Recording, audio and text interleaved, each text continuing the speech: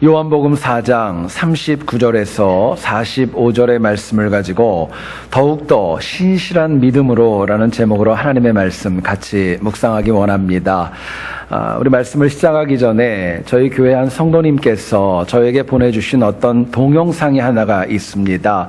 먼저 그것 한 2분 30초가량의 시간이 걸리는데요. 먼저 그것을 보시고 그 다음에 계속 하나님 말씀 묵상했으면 좋겠습니다. 공경한 하나님을 믿는다 한 사람 어제나 오늘도 언제든지 한탄도 구원의 주지네 주야 정령한 그대들을 오늘도 내 야두다다 성령의 뜨거운 불기는 땅 오늘도 주목해 하려다 이제의 배불로 흘러가지 어린 나의 주야 시리야 굴욕한 은혜는 내리리다 오늘도 구원의 하도다 주야 정령한 그대들은 오늘도 내 야두다다 성령의 뜨거운 불기는 땅 오늘도 주목해야도다 안의 은혜로 안의 은혜는 잊지 없는다 예주하여 주는지 나와 주옵도다 내가 믿고 또 지함을 모두야 퍼지는 주님 내 돌보해주실 것을 나는 아지 않네 내 주다랑 하디요 당장에다 배웠네 우리들은 낙하나 애주건대한 조다 날 사랑하지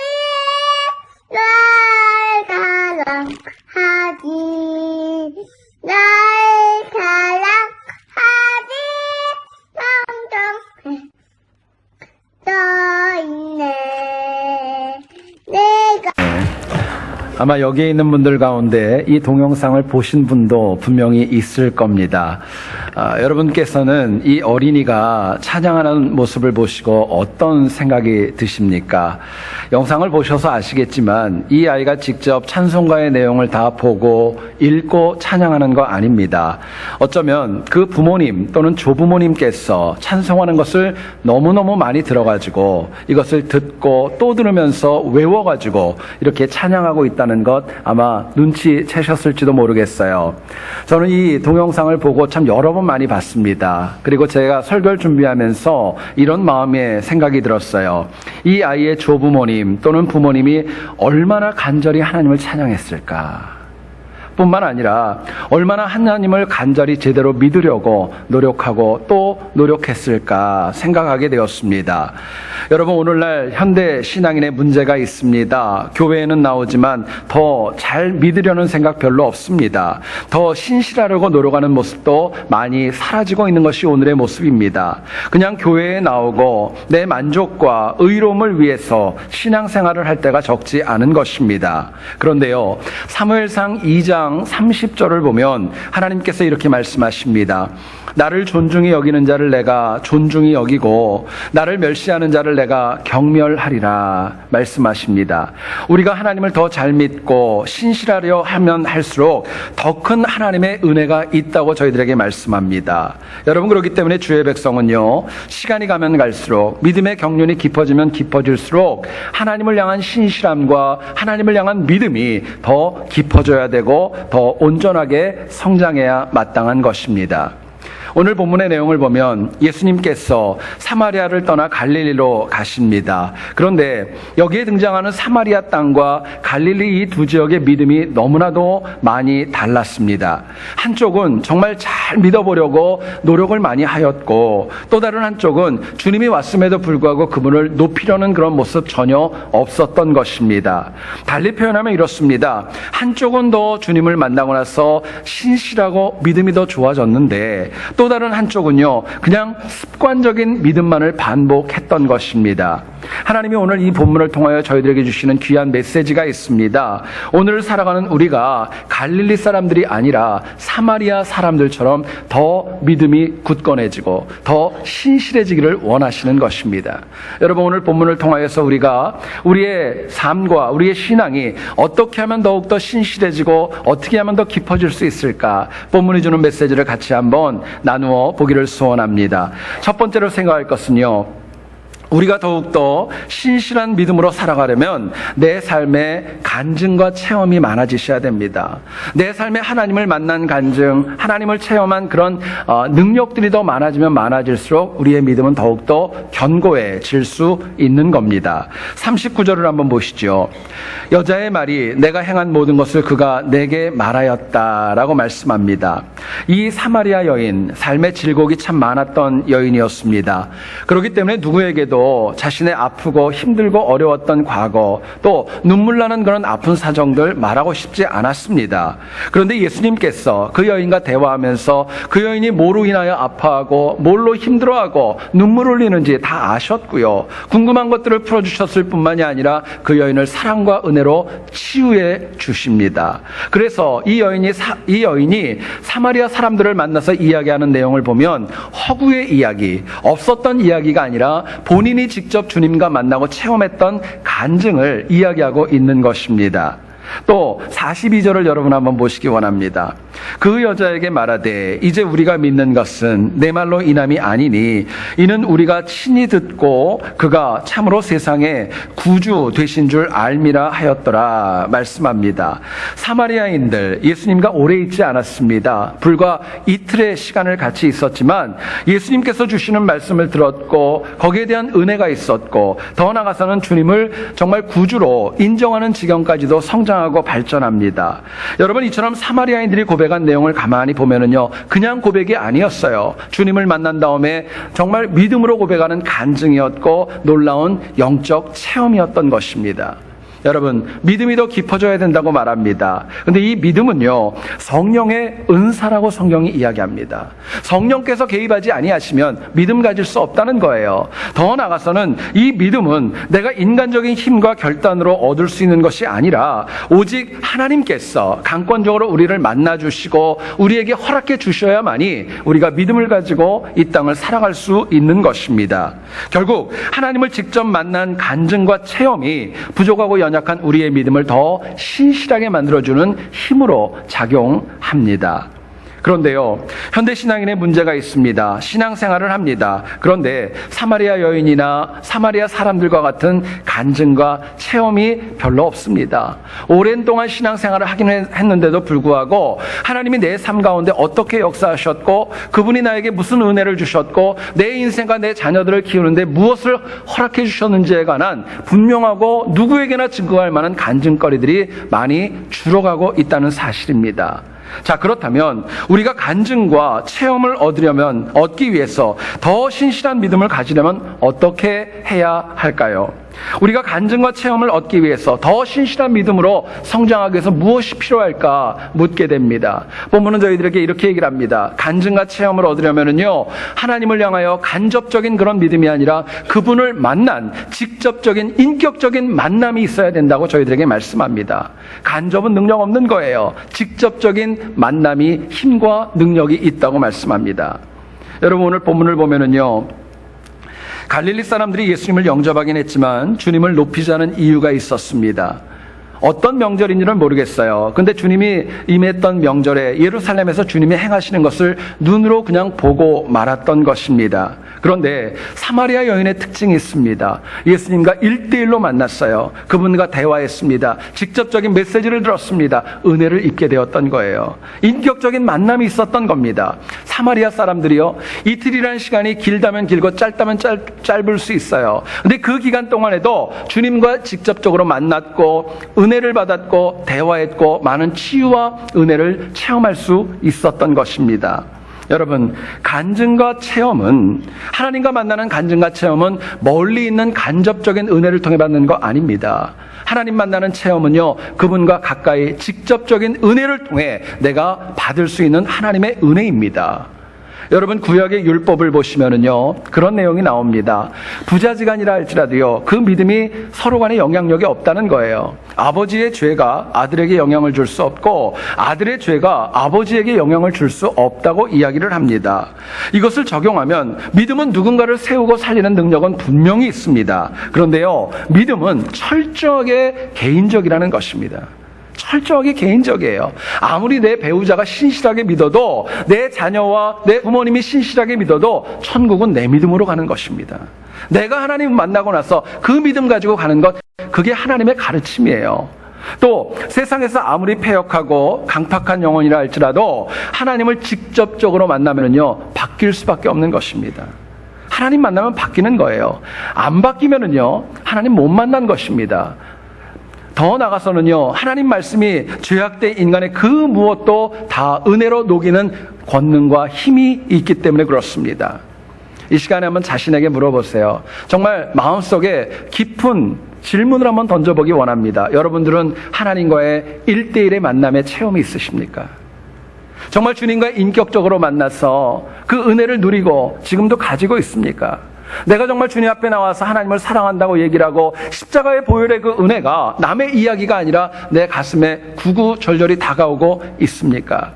분명한 것은요, 하나님과의 직접적인 만남이 있다면 기독교인입니다. 그러나 교회에 온다 할지라도요, 하나님과의 인격적인 만남, 직접적인 만남이 없으면 종교인입니다. 기독교인과 종교인은 다른 거예요. 그러나 여러분 한번 가만히 보세요. 실제로 구원은 하나님의 말씀에 동의하고 인정하는 것으로 받는 거 아닙니다. 구원은요, 하나님을 직접적으로 내 주인으로 받아들이셔야 받는 것입니다. 그게 하나님의 말씀이고 하나님의 은혜입니다. 하나님께서 호렙산에서 모세를 부르셨습니다. 불붙는 떨기나무가 타지 않는 모습을 다 보여주셨습니다. 지팡이가 뱀이 되는 것도 보여주셨고요. 손에서 문둥병이 발했다가 치유되는 것도 직접 보여주셨습니다. 그런데 당시 모세는 어쩔 수 없이 순종을 했지요. 정말 사명감을 가지고 애굽 땅으로 들어갔던 거 아닙니다. 그렇기 때문에 10번의 재앙이 있고 바로가 강팍하게 나오면 나올수록 굉장히 많은 상처와 어려움으로 인하여서 원망도 하고 힘들어하는 그 모습을 보여줍니다. 그러나 그랬던 모세가 신의 산에 올라가죠. 40일 동안이나 하나님과의 인격적인 만남이 이루어집니다. 금식하면서 기도하면서 하나님의 음성을 직접 들은다면요, 모든 것이 다 바뀌게 됩니다. 모세는 하나님과 직접 만난 다음에 광야 40년의 기간 동안에 전혀 두려워하지 않았고, 또 어려운 일이 있을 때도 전혀 놀라지 않았습니다. 힘들고 어려운 일이 없는 거 아니었어요. 더 굳건했습니다. 더 믿음 가지고 나아갔습니다. 더 신실하게 이스라엘 백성들을 이끌어 나갔던 것입니다. 왜 이랬을까요?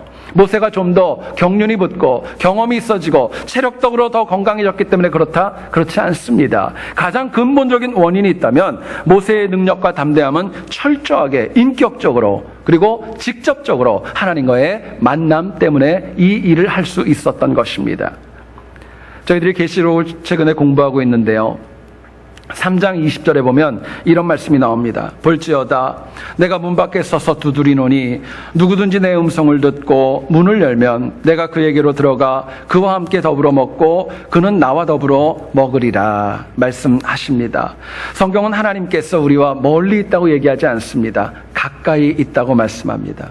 우리의 마음문 앞에, 내 앞에 지금 계셔서 내 마음을 영적으로 낙하고 계시다고 저희들에게 말씀합니다. 문제는 우리가 하나님을 받아들이지 않는 거 아닙니다. 문제는 하나님께서 안 만나주시는 것이 아니라 우리가 하나님을 안 받아들이는 것, 그게 문제입니다.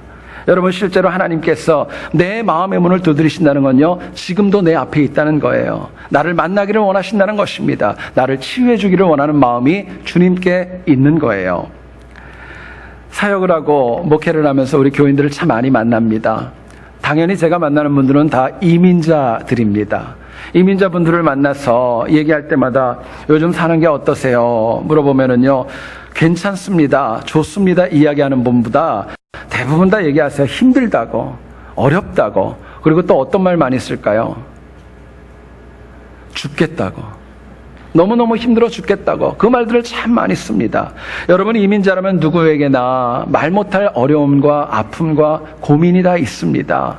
말을 하지 않아서 그렇죠. 건강상의 문제 가지고 있는 분들도 있고요. 자녀들의 문제로 아파하는 분들도 있고요. 누구에게 말은 못했지만 경제적인 문제 때문에 정말 전전긍긍하는 영혼들도 있는 것입니다. 관계가 깨져서 이 모양 저 모양 힘들고 어려운 분들 적지 않습니다. 근데 더 중요한 것은요, 이민자로서 당하는 어려움과 아픔, 고난과 좌절은요, 내 힘으로 해결할 수 없습니다.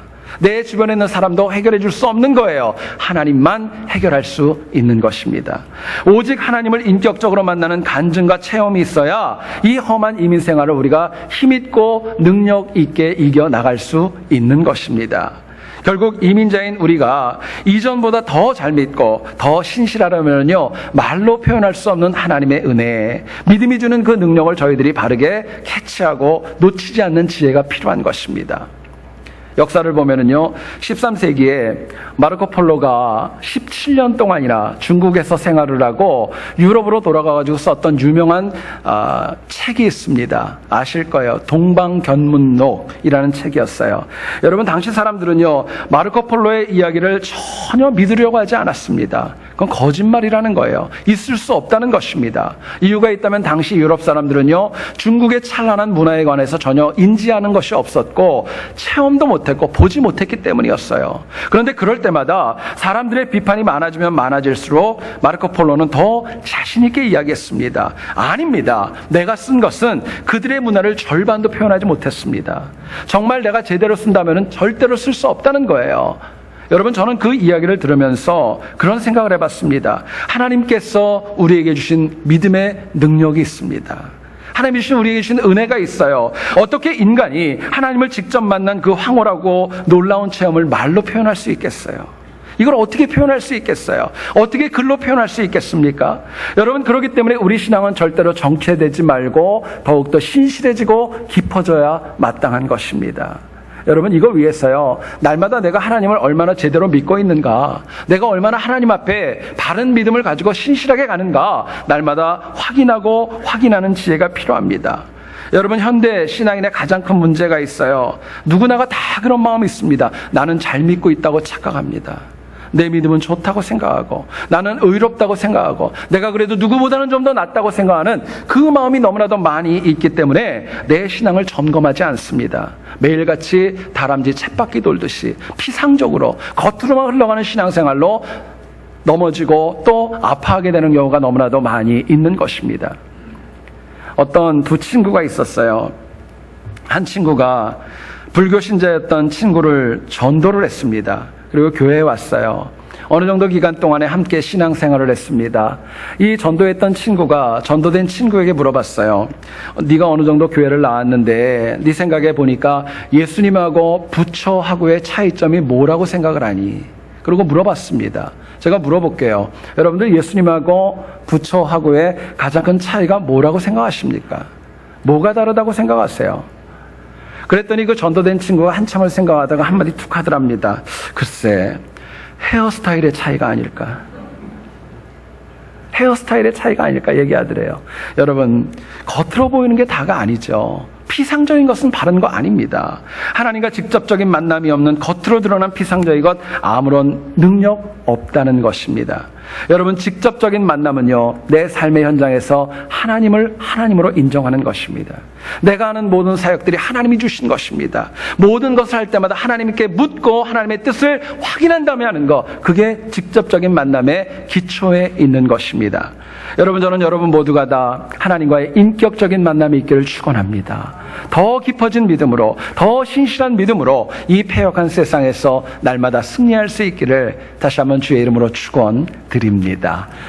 두 번째로 생각할 것은요, 더욱더 신실한 믿음으로 살려면 어려운 중에도 복음 증거하며 살아가셔야 돼요.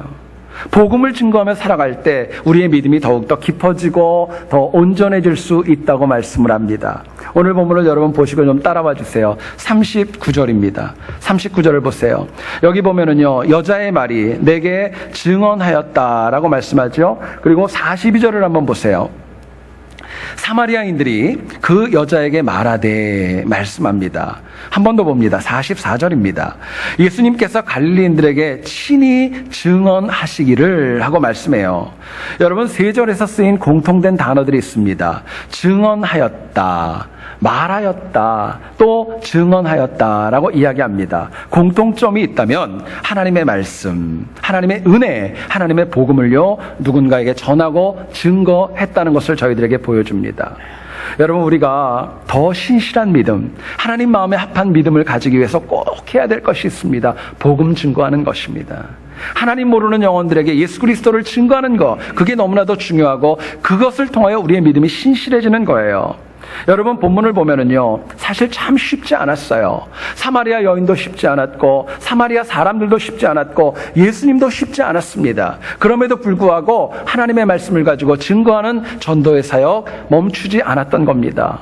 사마리아 여인도 한번 보세요. 예수님을 만났습니다. 은혜는 있었습니다. 근데 뭐가 바뀌었나요?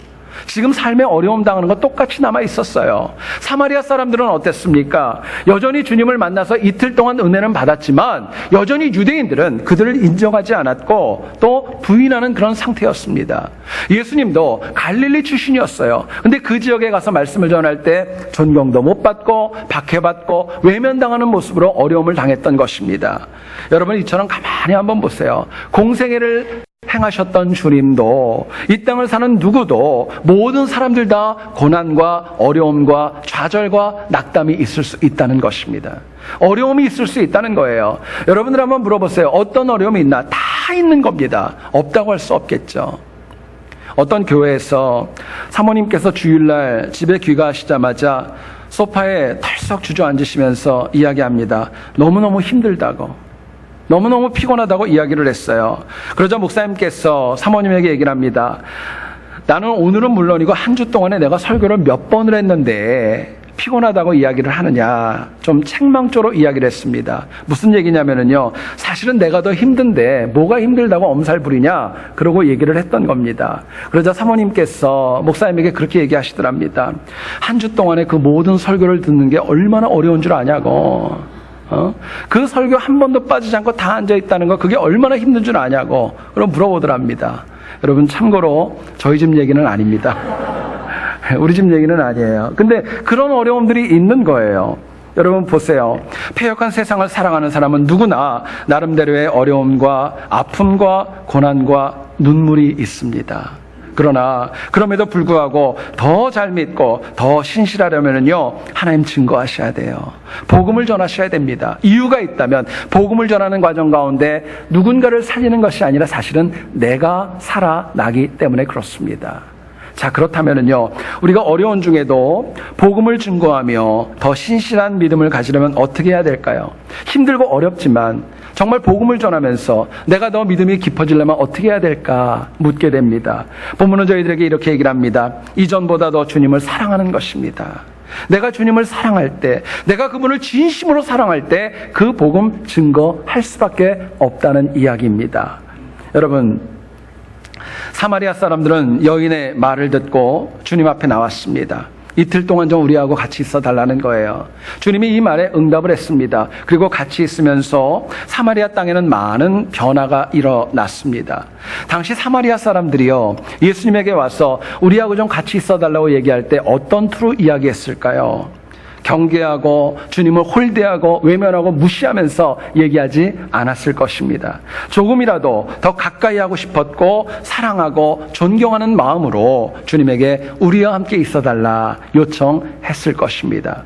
여러분, 사랑은요, 사랑이라는 단어는 이론적이고 추상적인 거 아닙니다.